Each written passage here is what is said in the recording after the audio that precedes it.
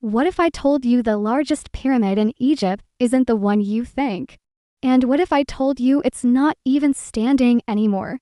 Deep in the desert, far from the crowds of Giza, lie the ruins of a colossal structure, a pyramid that was meant to outshine all others.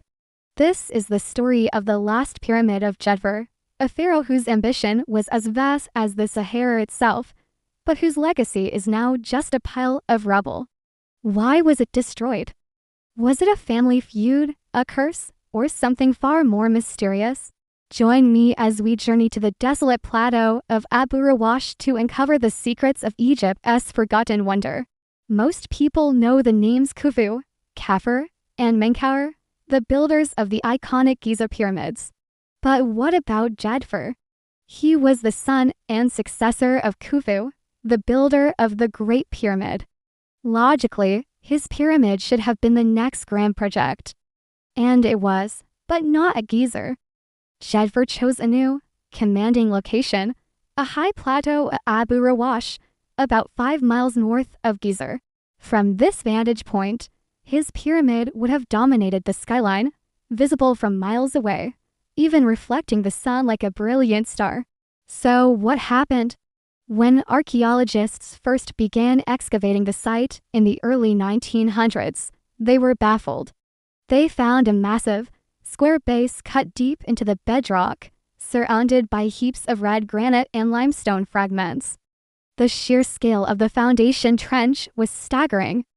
Based on the angle of the few remaining casing stones, experts calculated that if completed, Djedefre's pyramid would have been steeper, and possibly even taller than his father's Great Pyramid, especially considering its elevated location. It was designed to be the ultimate statement of power. The pyramid's core was built from local limestone, but its outer casing was made of polished red granite, a material usually reserved for the inner chambers of pyramids. This was an incredibly expensive and lavish choice, suggesting Djedefre spared no expense. Imagine how it would have looked, a gleaming, reddish-pink mountain catching the desert sun. It would have been a breathtaking sight, a true beacon of the pharaoh's divine authority. We also found remnants of what was once a magnificent sphinx, possibly the first of its kind, and a long causeway that connected the pyramid to a now-vanished temple. Everything pointed to a project of immense ambition. But the question remains, why is it a ruin? The initial theory was that the pyramid was never finished. Perhaps Djedefre died young, only 8 years into his reign, and his successors abandoned the project. This seemed plausible. Building a pyramid was a generational effort, and an early death could certainly derail it. For decades, this was the accepted explanation. Djedefre's dream was simply too big for his short time on the throne. But as excavations continued, a different, more dramatic story began to emerge, one that would turn the history of the Fourth Dynasty on its head. Archaeologists started noticing something strange about the ruins. The destruction wasn't random, like the slow decay of time.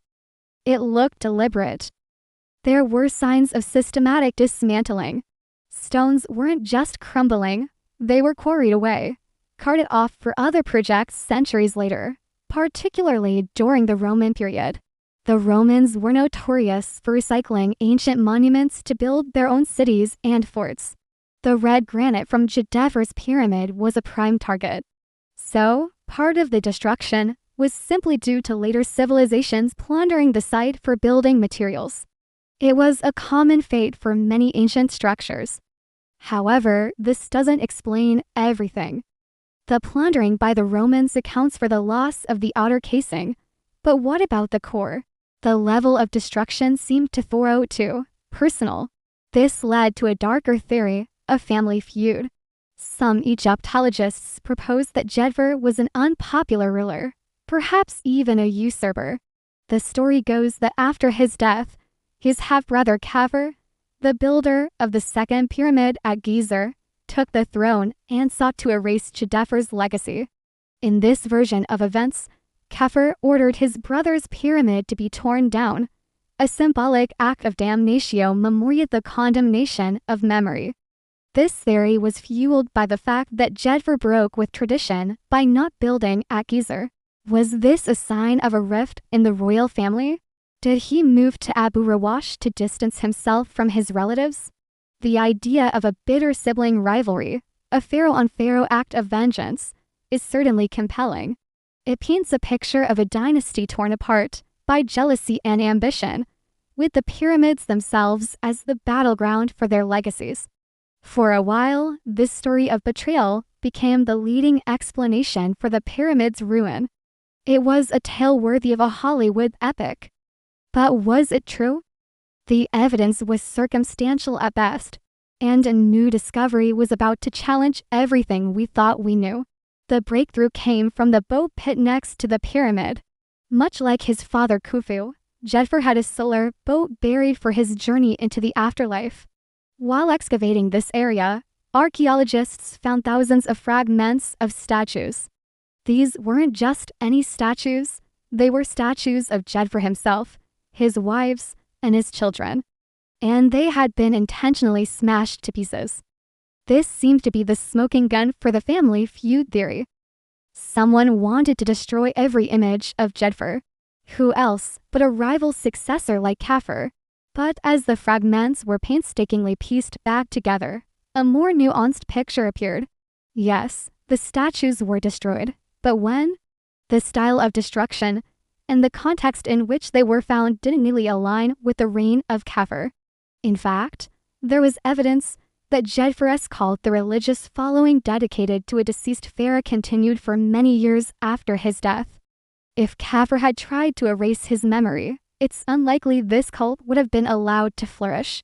The puzzle was getting more complex, not less. The intentional destruction was real, but the culprit and the motive were still a mystery. This leads us to the most current and perhaps most surprising theory. Recent analysis suggests the pyramid was, in fact, substantially completed. It wasn't an abandoned project. Djedefre reigned long enough to see his monument rise high above the desert. The evidence for this lies in the sheer volume of debris. The amount of granite and limestone rubble found at the site is consistent with a nearly finished structure, not a mere foundation. So, if it was completed, what led to its downfall? The answer might lie in its very design. Djedefre's choice of red granite for the entire outer layer was not just extravagant, it was also a structural liability. Granite is much harder and heavier than limestone. The immense weight and the steep angle of the pyramid may have created incredible internal stresses. Some engineers now believe the pyramid may have suffered from structural problems, perhaps even a partial collapse during or shortly after its construction. The intentional destruction of the statues might not have been an act of vengeance, but a ritual decommissioning of a sacred site that had failed.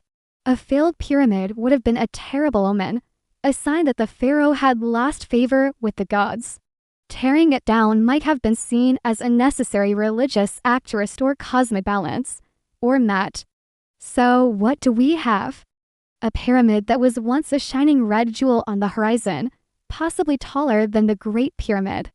A pharaoh who dared to be different, moving his eternal home away from the family necropolis, and a destruction so complete that it has spawned theories of family betrayal, Roman plundering, and even catastrophic structural failure.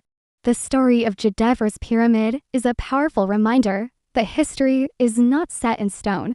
It's a constantly evolving puzzle, and Abu Rawash is one of its most intriguing pieces. We may never know the definitive truth. Was Djedefre a visionary innovator whose monument was a victim of bad blood? Or was he an overambitious builder whose grand design was his own undoing? Perhaps the truth is a combination of all these theories.